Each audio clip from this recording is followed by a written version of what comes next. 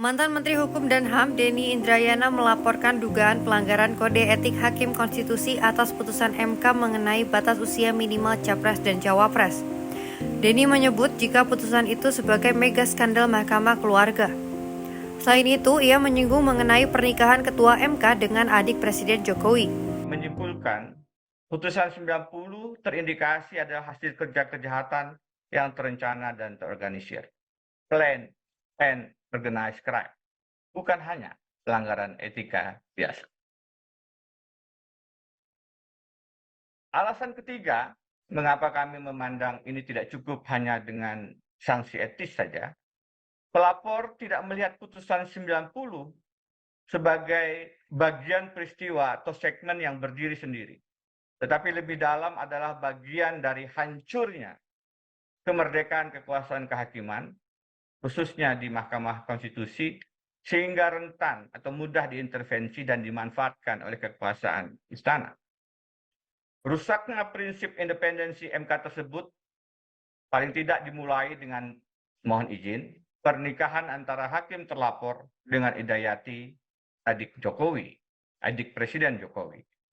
Bagaimanapun, pernikahan itu membuka potensi intervensi Jokowi kepada Mahkamah Konstitusi menjadi lebih terbuka.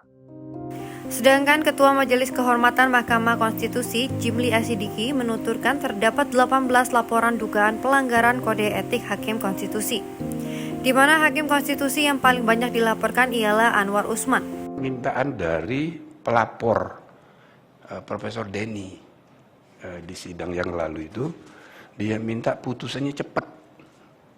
Jadi kami sudah rapat dipertimbangkan, itu masuk akal itu usulannya. Sebab kita tidak boleh terlalu terpaku pada prosedur formal gitu ya. Karena kita harus mengejar jadwal. Jadwalnya itu tanggal 8 itu hari terakhir untuk pergantian capres paslon. Soal putusan belakangan. Tapi yang penting dimungkinkan putusan MK ini sebelum tanggal 8. Pertama, untuk memastikan jangan nanti orang mengira gitu, oh ini sengaja diperlambat gitu, ya kan? Nah, itu jawabannya, udah kita putuskan dipercepat. Yang kedua, sekarang ini kita sedang menghadapi emosi publik luas sekali. Nah, ini harus butuh segera kepastian menuju pemilu 2024. Oleh karena itu, kami sudah putuskan dan ini sudah kami bicarakan juga dengan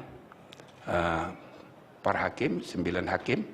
Waktu kemarin kami mengadakan pemeriksaan kolektif gitu, karena 9 hakim semua terlapor, kita adakan sidang untuk 9, tapi kita lanjutkan nanti satu persatu. Jadi kita ngebut ini, putusan insya Allah tanggal 7, ya kan? Nah, jadi cuma 8 hari ini.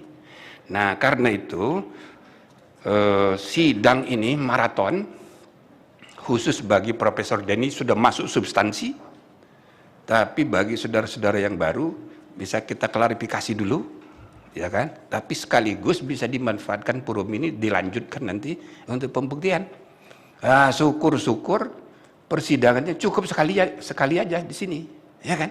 Karena ini kan masalahnya sama, ini masalahnya mirip-mirip, terlapornya sama, dan kemudian apa yang dimintakan oleh para pelapor ya mirip-mirip aja gitu.